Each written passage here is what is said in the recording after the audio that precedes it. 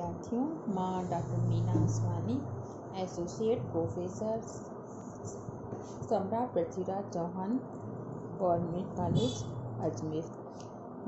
पाण BA part 3 जो किताब लतीफ़ी लात करे रहिया आहियूं। उनमें सिंध जो राखो दुआगो शाह लतीफ़े जे बारे में ॼाण हासिल करे रहिया आहियूं। फर्स्ट ऐं सेकेंड पार्ट करे चुकासीं। इन में सिंध जी मिटीअ जी जेका महिमा ऐं सिंध जे जल जी महिमा जे बारे में असां अॻियनि क्लासनि में ज्ञान वरितोसीं। अॼु पाण कंदासीं त अहिड़ी विचित्र भूमीअ जी तर्जमानी करणु जेका आहे थोरो कठिन कमु आहे, थोरो ॾुखियो कमु आहे। इहो त ज़ाहिर आहे त सिंध में न पथर बीहंदो, न चिटसाली, न तस्वीर, न नक्श, न तूणी, न थंबो। पोइ भला सिंध जे रूह जी झलक किथां पसिजे? सिंध ऐं सिंधियत जो यादगार कीअं अॾिजे? सिंध जे एकांत ऐं एकता जो आवाज़ कीअं सुणाइजे? इन्हीअ सुवालनि जो जवाबु हिकु ई थी सघंदो त साहित्य जे ज़रिए सिंध जे आत्मा जो दीदार नसीब थी सघे थो ऐं न कॾहिं ॿिए रीति। ॿियो कुझु करणु माना कई कमाई आब ऐं मिटीअ में कट करणु। सिंध ऐं सिंधियत जा वॾा भाॻ आहिनि जो हिकु अहिड़ो सखी नूर पैदा थियो जंहिं पंहिंजे शब्द ज़रिए सिंध जे रूह खे बदन बख़्शियो ऐं उन्हीअ बदन खे ॼामो पहिरायो। ॼामो बि उहो जंहिं ते सभु रश्क कनि, सभु रीस कनि, ईर्षा कनि, जंहिंखे सभु अस्कुत दाद ॾियनि।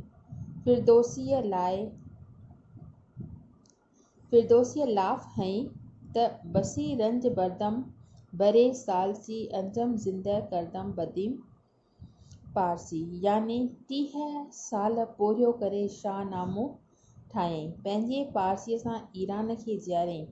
वाक़ई संदसि लाफ़ पूरी ऐं हक़ीक़त सां पुर हुई। फिरदौसी शाहनामो न लिखी हा त कंहिंखे सुध हुजे हा त जमशेद ऐं फरदीन जा रुस्तम ऐं असफयादार जी, कैसरो ऐं नौशेरवान जी। फिरदौसी न रुगो क़दीम ईरान ज़िंदह कयो पर पंहिंजे मुए खां 1000 साल पोइ बि नए ईरान जो बानी बणियो।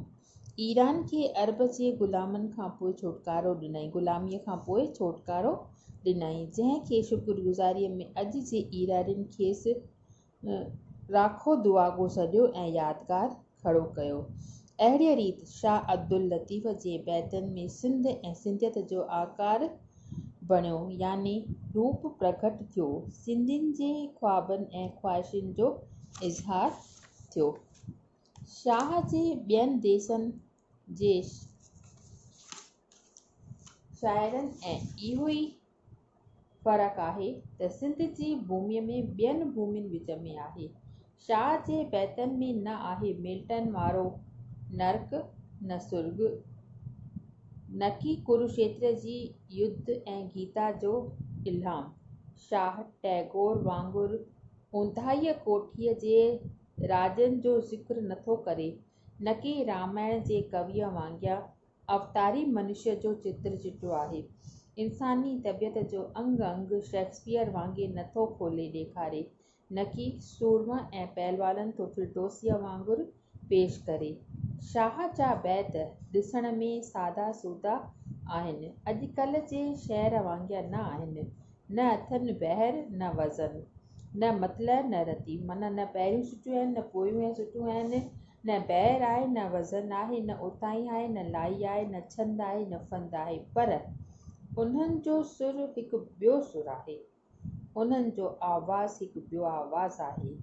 ही आहिनि मनुष्य जे हृदय में अंदरे तह जूं वायूं ऐं शब्द, ऐं तंहिं करे उन्हनि जी भेट में ॿियनि शाइरनि जा फ़ाइलातुन फ़ैलून ख़ुश्क ऐं हथरादू था लॻनि। माना शाह जा जेके बैत आहिनि, इहा इम्पॉर्टेंट ॻाल्हि आहे त उन्हनि में वज़न कान्हनि के, काफ़िया कान्हनि के, मतलबु कान्हनि के, मसला कान्हनि के, पर उन्हनि में आहिनि वायूं, उहे आहिनि अंदर जा आवाज़। माना शाह जेको बि इन जेको सुर आहे, सॼो कलाम जेको आहे, हेॾो सारो शाह जो रसालो उन विजुद में अची करे चयो आहे। माना बेहोशीअ जी हालत में जीअं माण्हू बेहोश न थी वेंदो आहे ऐं उनखे ख़बर न पवंदी आहे त उहो अंदरी तह ताईं वञी करे उन इहे कलाम चया आहिनि। इन करे शाह ख़ुदि पाण चयो आहे त जेतो बैत बायां से आयतूं आहिनि नियो मन लाइ पिरियां संदे पार ॾे। माना शाह जे बैतनि जो रूप जेको आहे सादो आहे, कुदरत जे सादे रूप जीअं आहे ऐं जेको उन्हनि जो कुदरत जे सादे रूप जीअं आहे ऐं शाह बि नखरो आहे न उन में को नाज़ आहे, हथरादू हुनुर कोन्हे। शाह जा सूरमा ऐं सूरमियूं ॻोठाणियूं सूरतूं आहिनि ऐं मेहार ऐं मुहाणा, चारण ऐं मारूं, धोबी ऐं जत, किथे किथे सोडा ऐं सरदार आहिनि ऐं किथे किथे जेको आहे सूमरा ऐं ॼाम, पर उहे बि दहकानी ऐं सादा लूअ मूर्त आहिनि। ऐं उन्हनि खे जेको आहे असां शाह जेको आहे उन्हनि खे जेको आहे तमामु गॾो उहिदो ॾिनो आहे। जीअं ॿुधाए थी हैमलेट में जेको आहे फाउस्ट ऐं आयल मुख्य वेस धारियुनि जो ठड़को भड़को कोन्हे। शाह जा जेके सुर आहिनि उन्हनि में इहो ठड़का ऐं भड़का कोन्हनि के जोम ऐं ज़ोर कोन्हे। शहरनि ऐं दरबारियुनि जो मिखुर ऐं फ़न कोन्हे। शाह जूं कहाणियूं ऐं सूरतूं ऐं मूरतूं, शाह जा बैत ऐं शाह जूं वायूं हिक ई धागे में पूतल आहिनि, हिक ई तार तंवारे रहिया आहिनि। महबूब जी तलाश में पाण फिदा करण ऐं नेठि सुञाणनि त ॻोल्हींदड़ ऐं ॻोल्हा ऐं थींदड़, बल्कि ख़ुदि ॻोल्हा बि हिक ई मूर्तीअ जी त्रिमूर्ति आहे। मतिलबु त जेको इंसानु परमात्मा खे ॻोल्हे थो ख़ुदि उहो जंहिंखे ॻोल्हे थो ऐं उहो ऐं उन जे विच में जेका ॻोल्हा आहे इहा सभु जेके आहिनि शाह जे बैतनि में वर वर ॾेई करे इहा ई ॻाल्हि चयल आहे त शाह साहिबु जेको आहे पंहिंजो पाण में हिक ई मूर्तीअ खे टे मूर्तियुनि में करे समायो आहे। सभु जेके ॻाल्हियूं आहिनि उहे हिक ई तरह जूं आहिनि। इन करे जीअं शाह उन सुहिणीअ में चयो आहे त साहिर सां सुहिणी साहिर पिणु सोई आहे निजोई गुज गुलांदड़ ॻाल्हिणी। माना जेको समुंड आहे ऐं जेका सुहिणी आहे ऐं जेको साहिर आहे सभु हिक ई ॻाल्हि आहे।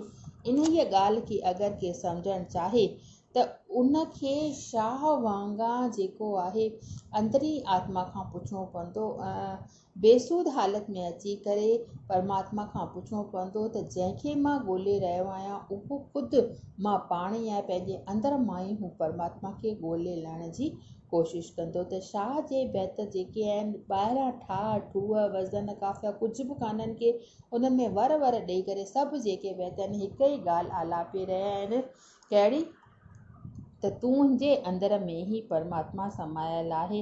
ॿियनि बैतनि में बि शाह ईअं आखियो आहे, पाण इन्हनि जी वधीक जीअं सुहिणी में आहे तीअं ससुई पुनू में आहे तीअं नूरी दाम तमाची में आहे। इहो पाण अॻे हली करे हिन जे बारे में ॼाण हासिलु कंदासीं। अॼु बसि एतिरो ई।